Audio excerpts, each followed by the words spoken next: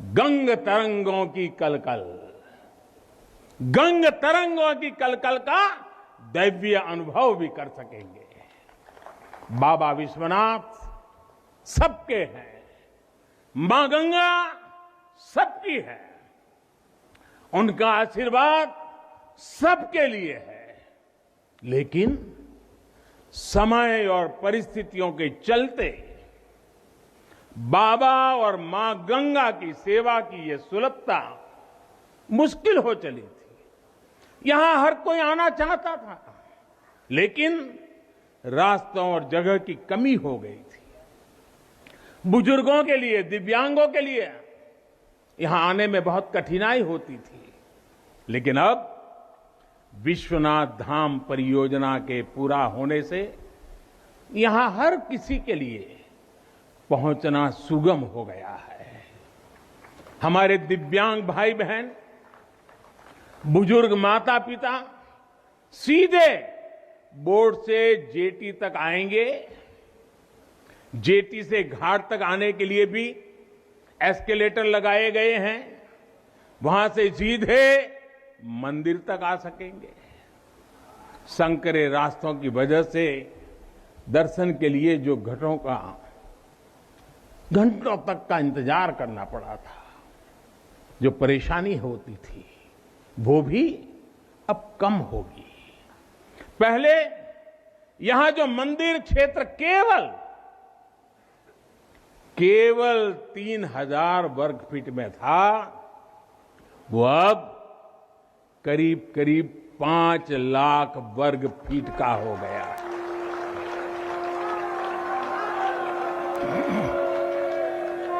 अब मंदिर और मंदिर परिसर में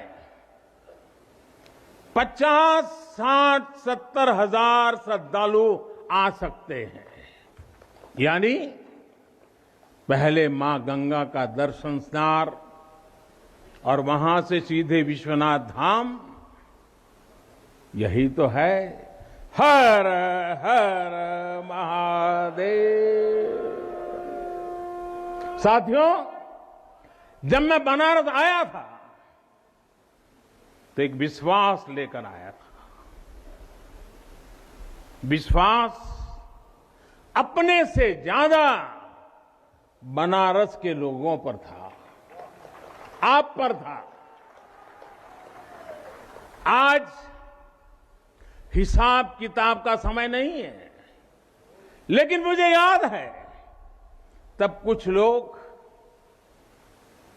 कुछ ऐसे लोग भी थे जो बनारस के लोगों पर संदेह करते थे। कैसे होगा ही नहीं, यहां तो ऐसे ही चलता है। ये मोदी जी जैसे बहुत आके गए। मुझे आश्चर्य होता था कि बनारस के लिए ऐसी ही धारणाएं बना ली गई थी, ऐसे तर्क दिए जाने लगे थे। ये जड़ता बनारस की नहीं थी, हो भी नहीं सकती थी। थोड़ी बहुत राजनीति थी, थोड़ा बहुत कुछ लोगों का निजी स्वार्थ, इसलिए बनारस पर आरोप लगाए जा रहे थे। लेकिन काशी तो काशी है, काशी तो अविनाशी है। काशी में एक ही सरकार है,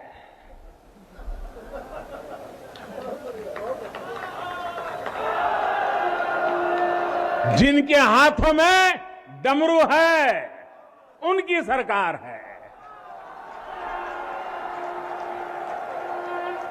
जहां गंगा अपनी धारा बदलकर बहती हो, उस काशी को भला कौन रोक सकता है।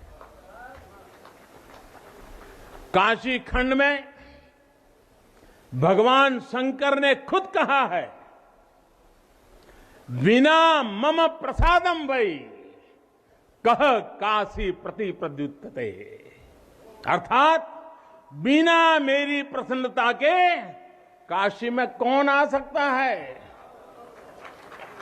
कौन इसका सेवन कर सकता है? काशी में महादेव की इच्छा के बिना न कोई आता है और न यहां उनकी इच्छा के बिना कुछ होता है। यहां जो कुछ होता है महादेव की इच्छा से होता है। ये जो कुछ भी हुआ है महादेव ने ही किया है।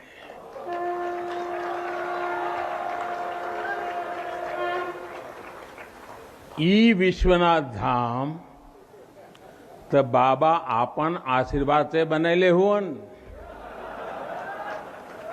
उनकर इच्छा के बिना का कोई पत्ता हिल सकेला? कोई कितना बड़ा हवे तो अपने घरे का होइए, ऊ बोलिए तबे कोई आ सकेला, कुछ कर सकेला। साथियों, बाबा के साथ अगर किसी और का योगदान है तो वो बाबा के गणों का है। बाबा के गण यानी हमारे सारे काशीवासी, जो खुद महादेव के ही रूप है। जब भी बाबा को अपनी शक्ति अनुभव करानी होती है वो काशी वासियों का माध्यम ही बना देते हैं। फिर काशी करती है और दुनिया देखती है। इदम शिवाय इदम नमः, इदम शिवाय इदम नमः। भाई और बहनों, मैं आज अपने हर उस श्रमिक भाई बहनों का भी आभार व्यक्त करना चाहता हूं जिसका पसीना इस भव्य परिसर के निर्माण में बहा है। कोरोना के इस विपरीत काल में भी उन्होंने यहां पर काम रुकने नहीं दिया। मुझे अभी अपने इस श्रमिक साथियों से मिलने का अवसर मिला, उनके आशीर्वाद लेने का सौभाग्य मिला। हमारे कारीगर, हमारे सिविल इंजीनियरिंग से जुड़े लोग, प्रशासन के लोग, वो परिवार जिनके यहां घर हुआ करते थे, मैं सभी का अभिनंदन करता हूं। और इन सबके साथ मैं यूपी सरकार, हमारे कर्मयोगी मुख्यमंत्री योगी आदित्यनाथ जी का भी और उनकी पूरी टीम का भी अभिनंदन करता हूं जिन्होंने काशी विश्वनाथ धाम परियोजना को पूरा करने के लिए दिन रात एक कर दिया। साथियों, हमारी इस वाराणसी ने युगों को जिया है, इतिहास को बनते बिगड़ते देखा है। कितने ही कालखंड आए गए, कितनी ही सल्तनतें उठी और मिट्टी में मिल गई, फिर भी बनारस बना हुआ है। बनारस अपना रस बिखेर रहा है। बाबा का ये धाम शाश्वत ही नहीं रहा है, इसके सौंदर्य ने भी हमेशा संसार को आश्चर्यचकित और आकर्षित किया है। हमारे पुराणों में प्राकृतिक आभा से घिरी काशी के ऐसे ही दिव्य स्वरूप का वर्णन किया गया है। अगर हम ग्रंथों को देखेंगे, शास्त्रों को देखेंगे, इतिहासकारों ने भी वृक्षों, सरोवरों, तालाबों से घिरी काशी के अद्भुत स्वरूप का बखान किया है। लेकिन समय कभी एक जैसा नहीं रहता। आतताइयों ने इस नगरी पर आक्रमण किए, इसे ध्वस्त करने के प्रयास किए। औरंगजेब के अत्याचार, उसके आतंक का इतिहास साक्षी है। जिसने सभ्यता को तलवार के बल पर बदलने की कोशिश की, जिसने संस्कृति को कट्टरता से कुचलने की कोशिश की, लेकिन इस देश की मिट्टी बाकी दुनिया से कुछ अलग है।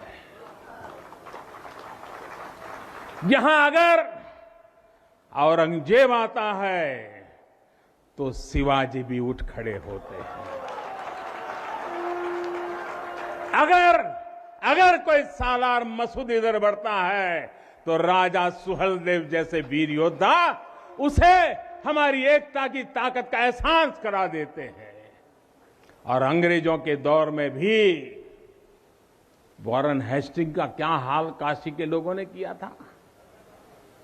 ये तो काशी के लोग समय समय पर बोलते रहते हैं और काशी की जुबान पे निकलता है, घोड़े पर होदा और हाथी पर जिन जान लेकर भागल वॉरेन हेस्टिंग। साथियों, आज समय का चक्र देखिए, आतंक के वो पर्याय इतिहास के काले पन्नों तक सिमट कर रह गए हैं और मेरी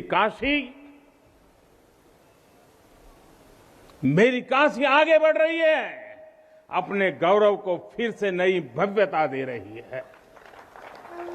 साथियों, काशी के बारे में मैं जितना बोलता हूं उतना डूबता जाता हूं, उतना ही भावुक हो जाता हूं। काशी शब्दों का विषय नहीं है, काशी संवेदनाओं की सृष्टि है। काशी वो है जहां जागृति ही जीवन है। काशी वो है जहां मृत्यु भी मंगल है। काशी वो है जहां सत्य ही संस्कार है। काशी वो है जहां प्रेम ही परंपरा है। भाइयों बहनों, हमारे शास्त्रों ने हुए आखिर में क्या कहा? नेति नेति ही कहा है। यानी जो कहा उतना ही नहीं है, उससे भी आगे कितना कुछ है। हमारे शास्त्रों ने कहा है, शिवम ज्ञायन इति ब्रूयो। शिवः शब्दार्थ चिंतका, अर्थात शिव शब्द का चिंतन करने वाले लोग शिव को ही ज्ञान कहते हैं। इसलिए ये काशी शिवमयी है, ये काशी ज्ञानमयी है। और इसलिए ज्ञान, शोध, अनुसंधान ये काशी और भारत के लिए स्वाभाविक निष्ठा रहे हैं। भगवान शिव ने स्वयं कहा है, सर्व क्षेत्रेषु भूपृष्ठे, सर्व क्षेत्रेषु भूपृष्ठे काशी क्षेत्रम च मे वपु। अर्थात धरती के सभी क्षेत्रों में काशी साक्षात मेरा ही शरीर है। इसलिए यहां का पत्थर, यहां का हर पत्थर शंकर है। इसलिए हम अपनी काशी को सजीव मानते हैं और इसी भाव से हमें अपने देश के कण कण में मातृभाव का बोध होता है। हमारे शास्त्रों का वाक्य है, दृश्यते स्वर्ग सर्वे है, काश्यम विश्वेश्वर तथा। यानी काशी में सर्वत्र हर जीव में भगवान विश्वेश्वर के ही दर्शन होते हैं। इसलिए काशी जीवत्व को सीधे शिवत्व से जोड़ती है। हमारे ऋषियों ने भी कहा है, विश्वेश्वरम शरणम समय बुद्धि प्रदास्यति। अर्थात भगवान विश्वेश्वर की शरण में आने पर समबुद्धि व्याप्त हो जाती है। बनारस वो नगर है जहां से जगत गुरु शंकराचार्य को श्री डोम राजा की पवित्रता से प्रेरणा मिली। उन्होंने देश को एकता के सूत्र में बांधने का संकल्प लिया। ये वो जगह है जहां भगवान शंकर की प्रेरणा से गोस्वामी तुलसीदास जी ने रामचरितमानस जैसी अलौकिक रचना की। यहीं की धरती सारनाथ में भगवान बुद्ध का बोध संसार के लिए प्रकट हुआ। समाज सुधार के लिए कबीरदास जैसे मनीषी यहां प्रकट हुए। समाज को जोड़ने की जरूरत थी तो संत रविदास जी की भक्ति की शक्ति का केंद्र भी ये काशी बनी। ये काशी अहिंसा और तप की प्रतिमूर्ति 4 जैन तीर्थंकरों की धरती है। राजा हरिश्चंद्र की सत्य निष्ठा से लेकर वल्लभाचार्य और रामानंद जी के ज्ञान तक, चैतन्य महाप्रभु और समर्थ गुरु रामदास के से लेकर स्वामी विवेकानंद और मदन मोहन मालवीय तक कितने ही ऋषियों और आचार्यों का संबंध काशी की पवित्र धरती से रहा है। छत्रपति शिवाजी महाराज ने यहां प्रेरणा पाई। विश्वनाथ मंदिर इसी आध्यात्मिक चेतना का केंद्र रहा है और अब ये विश्वनाथ धाम परिसर अपने भव्य रूप में इस चेतना को और ऊर्जा देगा। साथियों, दक्षिण भारत के लोगों की काशी के प्रति आस्था, दक्षिण भारत का काशी पर और काशी का दक्षिण भारत पर प्रभाव हम सब भली भांति जानते हैं। एक ग्रंथ में लिखा है, तेनोपयाथेन कदाचनात् वाराणसीम पाप निवारणम आवादी वाणी बलिना सविष्यन विलोक्य लीला वासरे विलिप्ता। कन्नड़ भाषा में कहा गया है, यानी जब सदगुरु माधवाचार्य जी अपने शिष्यों के साथ चल रहे थे तो उन्होंने कहा था कि काशी के विश्वनाथ पाप का निवारण करते हैं। उन्होंने अपने शिष्यों को काशी के वैभव और उसकी महिमा के बारे में भी समझाया। साथियों, सदियों पहले की ये भावना निरंतर चली आ रही है।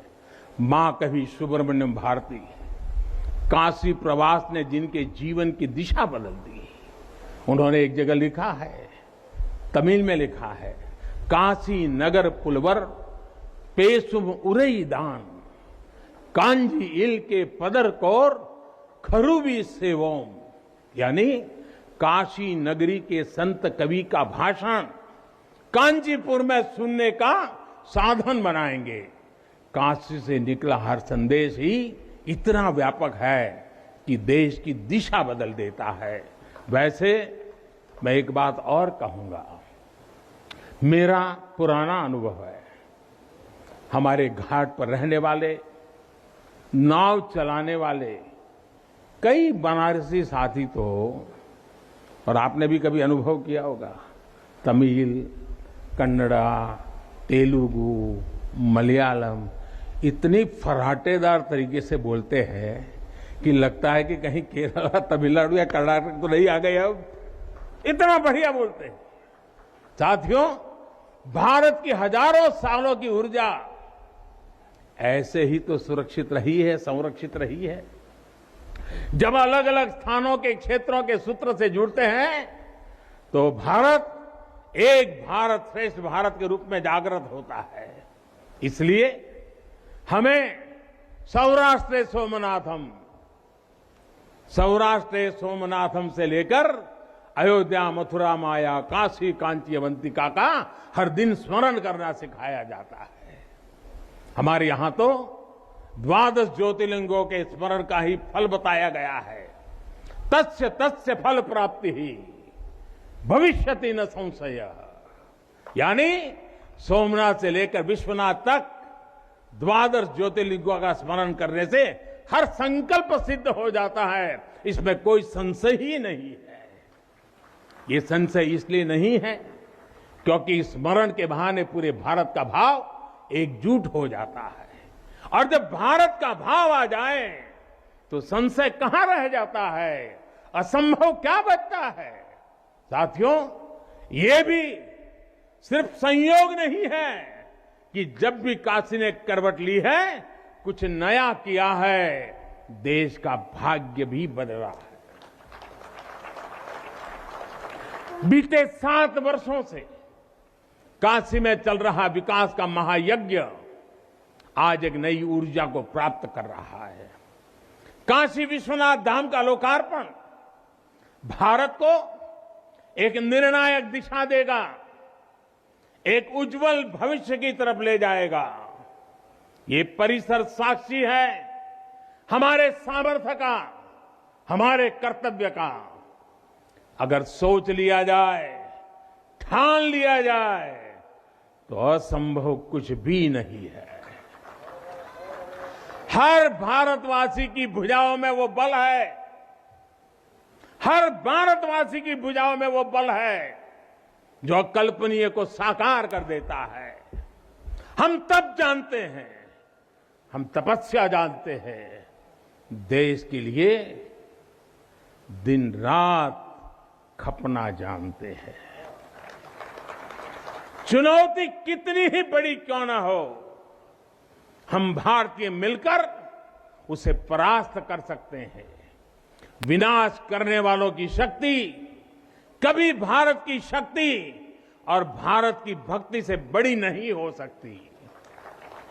याद रखिए, जैसी दृष्टि से हम खुद को देखेंगे, वैसी ही दृष्टि से विश्व भी हमें देखेगा।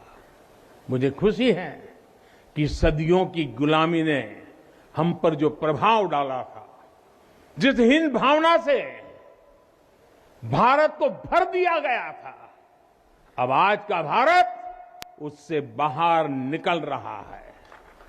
आज का भारत सिर्फ सोमनाथ मंदिर का सौंदर्यीकरण ही नहीं करता, बल्कि समंदर में हजारों किलोमीटर ऑप्टिकल फाइबर भी बिछा रहा है। आज का भारत सिर्फ बाबा केदारनाथ मंदिर का जीर्णोद्धार ही नहीं कर रहा, बल्कि अपने दमखम पर अंतरिक्ष में भारतीयों को भेजने की तैयारी में जुटा है। आज का भारत सिर्फ अयोध्या में प्रभु श्री राम का मंदिर ही नहीं बना रहा, बल्कि देश के हर जिले में मेडिकल कॉलेज भी बना रहा है। आज का भारत सिर्फ बाबा विश्वनाथ धाम को भव्य रूप ही नहीं दे रहा, बल्कि गरीब के लिए करोड़ों पक्के घर भी बना रहा है। साथियों, नए भारत में अपनी संस्कृति का गर्व भी है और अपने सामर्थ्य पर उतना ही भरोसा भी है। नए भारत में विरासत भी है और विकास भी है। आप देखिए, अयोध्या से जनकपुर आना जाना आसान बनाने के लिए राम जन्म की मार्ग का निर्माण हो रहा है। आज भगवान राम से जुड़े स्थानों को रामायण सर्किट से जोड़ा जा रहा है और साथ ही रामायण ट्रेन चलाई जा रही है। बुद्ध सर्किट पर ही काम हो रहा है, तो साथ ही कुशीनगर में इंटरनेशनल एयरपोर्ट भी बनाया गया है। करतारपुर साहिब कॉरिडोर का निर्माण किया गया है, तो वहीं हेमकुंड साहिब जी के दर्शन आसान बनाने के लिए रोपवे बनाने की भी तैयारी है। उत्तराखंड में 4 धाम सड़क महापरियोजना पर भी तेजी से काम जारी है। भगवान विट्ठल के करोड़ों भक्तों के आशीर्वाद से श्री संत ज्ञानेश्वर महाराज पालकी मार्ग और संत तुकाराम महाराज पालकी मार्ग का भी काम अभी कुछ हफ्ते पहले शुरू हो चुका है। साथियों, केरला में गुरुवायूर मंदिर हो या तमिलनाडु में कांचीपुरम वेलंकानी, तेलंगाना का जोगलांबा देवी मंदिर हो या फिर बंगाल का बेलूर मठ, कर्तव्यों की एक बहुत बड़ी श्रृंखला लेकर आती है। भारत चाहे जितना ही विकास करे, स्वच्छ नहीं रहेगा तो हमारे लिए आगे बढ़ पाना मुश्किल होगा। इस दिशा में हमने बहुत कुछ किया है, लेकिन हमें अपने प्रयासों को और बढ़ाने होंगे। कर्तव्य की भावना से भरा आपका एक छोटा सा प्रयास देश की बहुत मदद करेगा। यहां बनारस में भी शहर में घाटों पर स्वच्छता को हमें एक नए स्तर पर लेकर जाना है। गंगा जी की स्वच्छता के लिए उत्तराखंड से लेकर बंगाल तक कितने ही प्रयास चल रहे हैं। नमामि गंगे अभियान की सफलता बनी रहे, इसके लिए हमें सजग होकर काम करते रहना होगा। साथियों, गुलामी के लंबे कालखंड में हम भारतीयों का आत्मविश्वास ऐसा तोड़ा कि हम अपने ही सृजन पर विश्वास खो बैठे। आज हजारों वर्ष पुरानी इस काशी से मैं हर देशवासी का आह्वान करता हूं, पूरे आत्मविश्वास से सृजन करिए, इनोवेट करिए, इनोवेटिव तरीके से करिए। जब भारत का युवा कोरोना के इस मुश्किल काल में सैकड़ों स्टार्टअप बना सकता है, इतनी चुनौतियों के बीच 40 से ज्यादा यूनिकॉर्न बना सकता है, वो भी ये दिखाता है कुछ भी कर सकता है। आप सोचिए, एक यूनिकॉर्न यानी स्टार्टअप करीब करीब 7 हजार करोड़ रुपए से भी ज्यादा का है और पिछले 1-1.5 साल में बना है। इतने कम समय में यह अभूतपूर्व है। हर भारतवासी जहां भी है, जिस भी क्षेत्र में है, देश के लिए कुछ नया करने का प्रयास करेगा, तभी नए मार्ग मिलेंगे, नए मार्ग बनेंगे और हर नई मंजिल पाकर रहेंगे। भाइयों और बहनों, तीसरा एक संकल्प जो आज हमें लेना है वो है आत्मनिर्भर भारत के लिए अपने प्रयास बढ़ाने का। ये आजादी का अमृत काल है। हम आजादी के 75वें साल में हैं, जब भारत 100 साल की आजादी का समारोह बनाएगा, तब का भारत कैसा होगा, इसके लिए हमें अभी से काम करना होगा। और इसके लिए जरूरी है हमारा आत्मनिर्भर होना।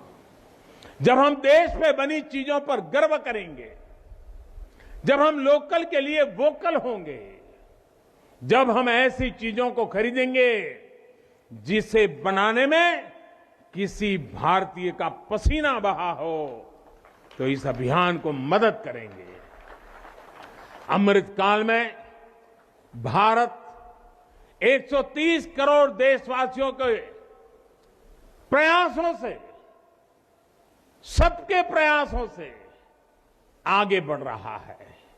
महादेव की कृपा से, हर भारतवासी के प्रयास से हम आत्मनिर्भर भारत का सपना सच होता देखेंगे। इसी विश्वास के साथ मैं बाबा विश्वनाथ के, माता अन्नपूर्णा के, काशी कोतवाल के और सभी देवी देवताओं के चरणों में एक बार फिर प्रणाम करता हूं। इतनी बड़ी तादाद में देश के अलग अलग कोने से पूज्य संत महात्मा पधारे हैं। यह हमारे लिए, मुझ जैसे एक सामान्य नागरिक के लिए यह सौभाग्य की पल है। मैं सभी संतों का, सभी पूज्य महात्माओं का सर झुका करके हृदय से अभिनंदन करता हूं, प्रणाम करता हूं। मैं आज सभी काशीवासियों को, देशवासियों को फिर से बधाई देता हूं, बहुत बहुत शुभकामनाएं देता हूं। हर हर महादेव। हर हर महादेव, हर हर महादेव।